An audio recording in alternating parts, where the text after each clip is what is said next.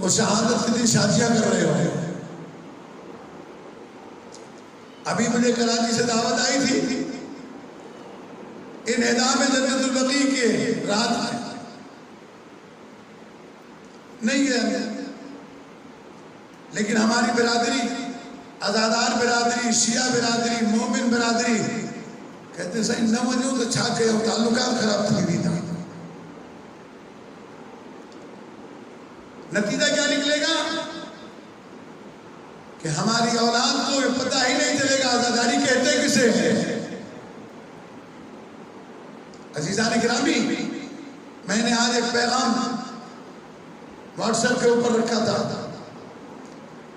جو امام جعفر صادق علیہ السلام نے ولایت امیر المومنین علیہ السلام کے لیے دیا ہے. دیکھیے خود بھی امام، بیٹا بھی امام، باپ بھی امام، دادا بھی امام، اتنی ساری شرافتوں کا مالک اعلان کیا کر رہے ہیں؟ امام علیہ السلام اعلان کرتے ہیں ولایتی لعلی ابن ابی طالب احب الی من ولادتی منی.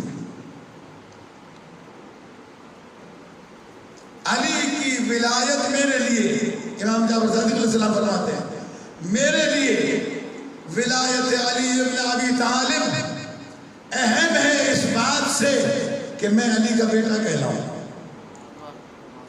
دیکھیے علی کا بیٹا کہلانا اور یہ علی علیہ السلام کی ولایت، ولایتی علی ابن ابی طالب احب الی من ولادتی، بیٹا ہونا. کیوں؟ لأن ولایت علی ابن ابی طالب فرض وولادتی منہ فضل، اس لیے کہ علی کی ولایت میرے اوپر فرض ہے اور علی کا بیٹا ہونا یہ اللہ کا فضل ہے. یہ حدیث ارشاد فرما کر پھر ایک اور حدیث ارشاد فرماتے ہیں ولایتی لآبائی احب الی من نسبی، مجھے اپنے شجر نسب میں یہ کہلوانا کہ میں بیٹا ہوں محمد باقر کا، بیٹا ہوں علی زین العابدین کا، میں بیٹا ہوں حسین ابن علی کا، میں پوتا ہوں علی ابن ابی طالب کا. یہ سارا شجرہ بتانے سے مجھے زیادہ پسند یہ ہے کہ میں اپنے آپ کو علی کا موالی کہلاؤں، علی کا کی ولایت کو ماننے والا کہلاؤں. کیوں؟ یہ سارا پیغام آپ کے لیے کہ آپ کو یہ پیغام ہر روز ہر محفل میں ہر جگہ بیٹھ کر بتائیں، ہر ایک کو بتائیں. مولا فرماتے ہیں لأن ولایتی لہم تنفعنی من غیر نسب، قیامت کے دن، محشر کے دن جب میں اللہ کی بارگاہ میں جاؤں گا تو اگر میں سید نبی ہوا، اگر میں زین العابدین کا پوتا نبی ہوا، اگر میں محمد باقر کا بیٹا نبی ہوگا تو قیامت کے دن علی کی ولایت اور آباء و اجداد کی ولایت میرے کام آئے گی، اس کے بغیر کہ میں ان کا بیٹا کہلاؤں. لیکن لأن ولایتی لہم، لأن نسبی لا ينفعنی من غیر ولایت، اگر ان کی ولایت میرے پاس نہ ہوگی تو مجھے سید کہلانا فائدہ مند نہ ہوگا. سید لاکھوں ہو سکتے ہیں لیکن اگر ولایت علی بن ابی طالب نہیں ہے تو انہیں قیامت کے دن سید ہونا کام نہیں آئے گا.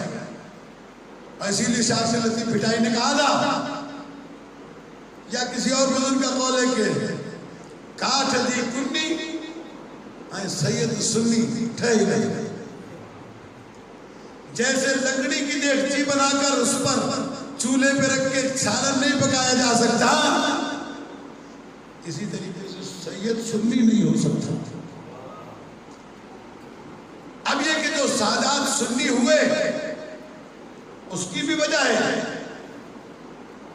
یہ ہماری ذمہ داری ہے کہ ہم پیغام ان تک پہنچائیں. سنی اس لیے ہوئے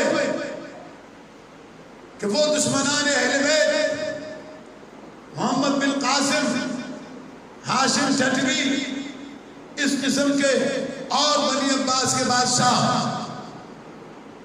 معتصم باللہ، حجاج بن یوسف اور یہ بنی عباس کے سارے خلفاء، بنی امیہ کے خلفاء جنہوں نے سادات کو تحریک کیا، قتل کیا، ان سے بچنے کے لیے، اپنے بچوں کو بچانے کے لیے سادات نے تقیہ کیا، لیکن اس کے بعد انہیں بزرگ بتانے حاضر رہے. اور اس کی مثال ٹھٹے سے بہتر کہیں نہیں مل سکتی. یہ ہمارے امیر خانی سید، یہ ہمارے شکر اللہ شیرازی سید، یہ سب ان مظالم کی وجہ سے اہل سنت کہلائے. جبکہ ایک علامت ان کے ہاں ایسی رہی جس کی وجہ سے یہ اپنے باپ دادا کے مذہب پہ پلٹے ہیں، اور وہ ہے کہ ہر سید کے گھر پہ علم رہا. 110 سے زیادہ پیڑ تھے یہاں پر، سب کم ہو گئے. ہر خاندان کا اپنا امام بارگاہ، جسے سندھی میں پڑ کہا جاتا ہے، الگ تھا. پر ایک چیز رہی کہ انہوں نے مذہب کو تو چھپایا لیکن علم نہیں ہٹایا، اور یہ علم کی برکت ہے کہ آگے دوبارہ سے اپنے باپ دادا کے مذہب پہ پلٹ آئے.